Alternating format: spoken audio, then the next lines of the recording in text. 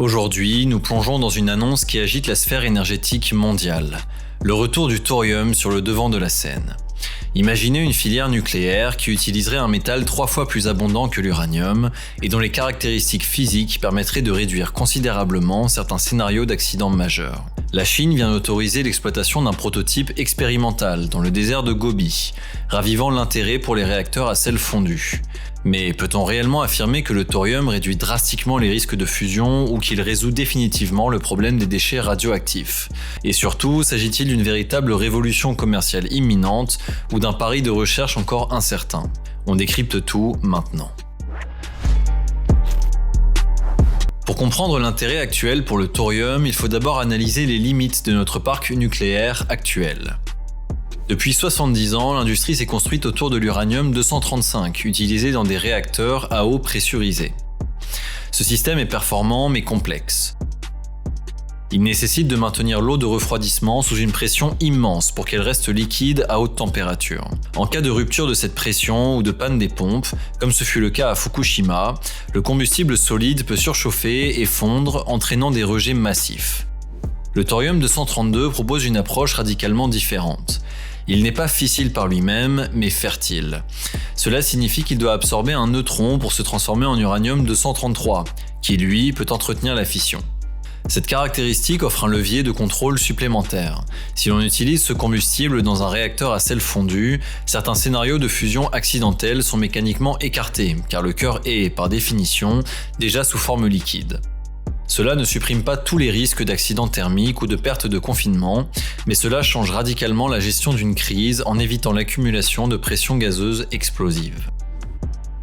Le fonctionnement d'un réacteur à sel fondu, ou MSR, repose sur une chimie complexe où le combustible est dissous dans des sels de fluorure. Le mélange chauffe à environ 700 degrés Celsius, une température où il devient fluide comme de l'eau. Contrairement aux réacteurs classiques, les contraintes de confinement sont différentes car le système fonctionne à pression atmosphérique normale. Il n'y a pas de risque d'explosion de vapeur d'eau, ce qui permet d'imaginer des structures de protection moins massives que les dômes de béton haute pression actuels. Même si une barrière de confinement nucléaire reste impérative pour isoler la radioactivité de l'environnement. L'un des concepts les plus étudiés, hérité des exigences américaines d'Oak Ridge dans les années 60, est le bouchon de sel gelé. Sous la cuve, un conduit est maintenu solide par un refroidissement actif.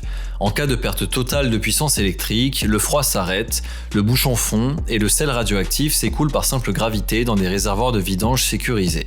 Là, la réaction s'arrête physiquement. Si le concept est élégant, son passage à l'échelle industrielle se heurte à des défis de corrosion. Les sels fondus sont chimiquement agressifs. Bien que des alliages spécifiques comme l'Asteloy N montrent des progrès en laboratoire, valider leur résistance sur une exploitation industrielle de 40 ans reste un défi majeur. Un autre argument souvent avancé en faveur du thorium est la gestion des déchets. Il est vrai que le cycle du thorium produit moins d'actinides mineurs, ces éléments très lourds qui restent dangereux pendant des dizaines de milliers d'années. Dans certains modèles de retraitement complet, on estime que la radiotoxicité des déchets pourrait redescendre à un niveau comparable à celui d'un uranium naturel, après environ 500 ans. C'est une amélioration notable, mais elle reste dépendante de la mise en place d'une chaîne de traitement chimique du combustible très complexe.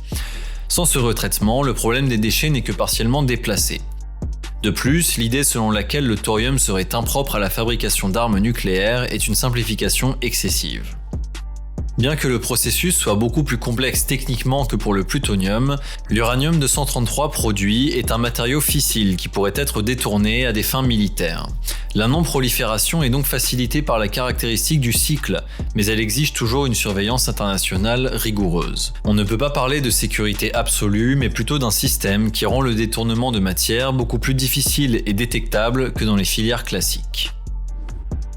La Chine est actuellement le pays qui investit le plus massivement dans cette voie avec son prototype TMSR LF1 de 2 MW thermiques situé à Wuwei. Il est important de préciser qu'il s'agit d'un réacteur expérimental de recherche et non d'une centrale commerciale connectée au réseau électrique. L'objectif chinois est d'apprendre à manipuler ces sels et à tester la résistance des matériaux avant d'envisager des unités plus puissantes d'ici 2030. Cette avance chinoise est réelle, mais elle n'est pas synonyme de domination mondiale acquise. Aux États-Unis, des entreprises comme TerraPower développent le projet Natrium, qui utilise du sodium liquide pour le refroidissement, tandis que Kairos Power mise sur des sels fondus entourant un combustible solide. En Europe, des startups comme la française Narea ou la néerlandaise Torizon travaillent sur des micro-réacteurs modulaires, les SMR. L'idée est de produire ces réacteurs en série dans des usines pour réduire les coûts et les délais de construction. Cependant, le marché restera probablement hybride. Les grands réacteurs de type EPR ou AP1000 continueront d'assurer la base de la production massive, tandis que les SMR au thorium pourraient servir de solution d'appoint pour l'industrie lourde ou les zones isolées. Enfin, il faut aborder la question de la dépendance à l'eau. Il est vrai que les réacteurs à sel fondu permettent un refroidissement plus flexible, facilitant leur installation dans des zones arides comme le désert de Gobi. Néanmoins, ils ne s'affranchissent pas des lois de la thermodynamique. Tout cycle thermique produisant de l'électricité via une turbine a besoin d'une gestion thermique pour condenser la vapeur ou refroidir les échangeurs. Le thorium offre une plus grande liberté géographique car il peut fonctionner avec un refroidissement par air plus efficacement que les réacteurs à eau, mais cela reste une contrainte d'ingénierie majeure.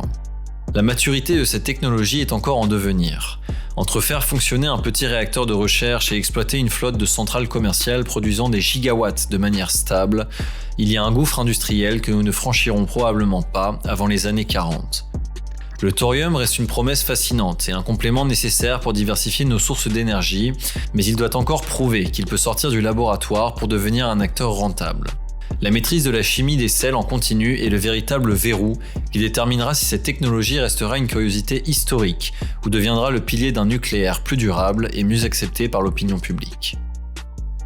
Pour conclure, le thorium et les sels fondus représentent une piste sérieuse pour l'avenir du nucléaire, offrant des avantages indéniables en matière de sûreté passive et de réduction des déchets à vie longue. L'initiative chinoise dans le désert de Gobi est un signal fort qui oblige les autres puissances à accélérer leurs propres programmes de recherche. Cependant, il est essentiel de rester lucide. Nous ne sommes pas à l'aube d'une révolution énergétique gratuite et sans risque. Les défis liés à la corrosion des matériaux, à la complexité chimique du combustible liquide et à la mise en place de nouvelles réglementations internationales sont immenses. Le nucléaire au thorium ne remplacera pas les énergies renouvelables ni le nucléaire classique à court terme, mais il pourrait devenir un allié précieux dans la seconde moitié de ce siècle. La course à l'atome nouvelle génération est lancée, mais c'est un marathon, pas un sprint. La science avance pas à pas pour transformer un concept des années 50 en une réalité industrielle du XXIe siècle. L'avenir de l'énergie se jouera dans notre capacité à maîtriser ces technologies complexes, tout en garantissant une transparence totale sur leurs limites réelles. Voilà ce qui conclut ce décryptage. Merci d'avoir suivi jusqu'au bout. Si la vidéo vous a plu, n'hésitez pas à laisser un like et à nous dire en commentaire votre avis sur le nucléaire au thorium. De nouveaux épisodes arrivent bientôt, alors n'oubliez pas de vous abonner à la chaîne et d'activer la cloche pour ne rien manquer. À très vite.